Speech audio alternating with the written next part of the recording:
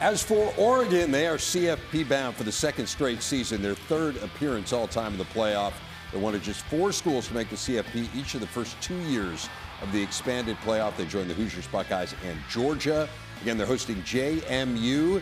Ducks 25-2 at home under Dan Lanning have won 54 of their last 58 games in Eugene overall.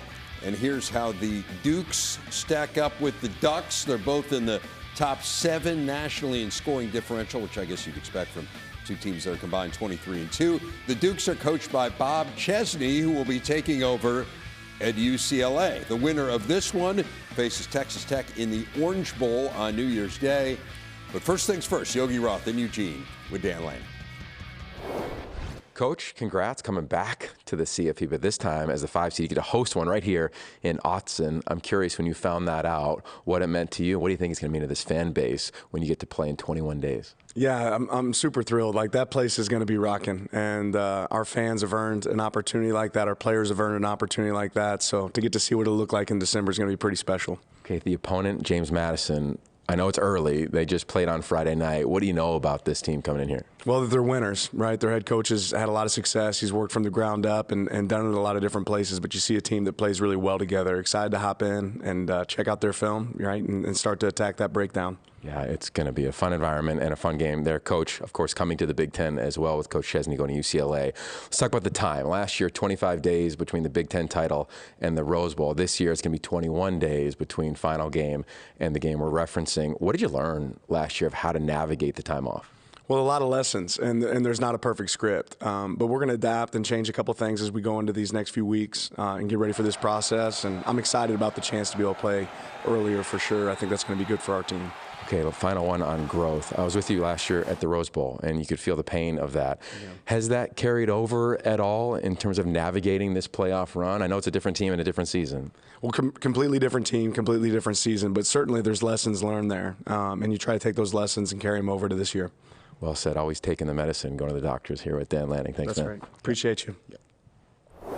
I know a lot of people are going to look at this playing a non-power conference team and saying, well, obvious talent advantage for Oregon. And there may be a talent advantage, but I think all you have to do is look at Indiana and the players that they took from JMU and how much they have succeeded at the Big Ten level to know there's going to be some talent here for the Dukes. What do you make of where Oregon is and how they approach this matchup?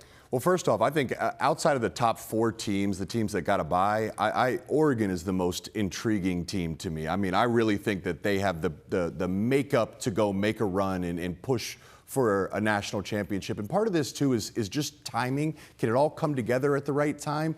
Oregon really beat up, especially at the skill positions late in this season. The time off, that's where it can really benefit Oregon. You get DeCorian Moore healthy. Rumors, Evan Stewart, who was their wide receiver one of the offseason before getting injured, he could potentially come back. So there's the benefit of the timing. And just listening to what Yogi talked about there, this team is battle-tested. Won a tough, close game against Penn State. Won a tough, close game against Iowa. They get the chance to learn from their loss against the #1 team, Indiana, earlier in the season. So can it all come together for the Ducks? I do believe so. And then you have the interesting storyline again. OC, Will Stein, Kentucky. DC, Tosh Lapoy going to Cal. James Madison coach, also, Bob Chesney's going to UCLA. I don't know. This is like uncharted territory. So what program can manage some of that uncertainty better? That part of it is fascinating this time of year. We saw that with Ohio State, and you wonder what impact that may have had on short prep last night as well. So, yeah, I mean, it's tough when you got coordinators that are moving on and you're kind of trying to balance all of this. It's just part of where we are with where the calendar is right now in college football.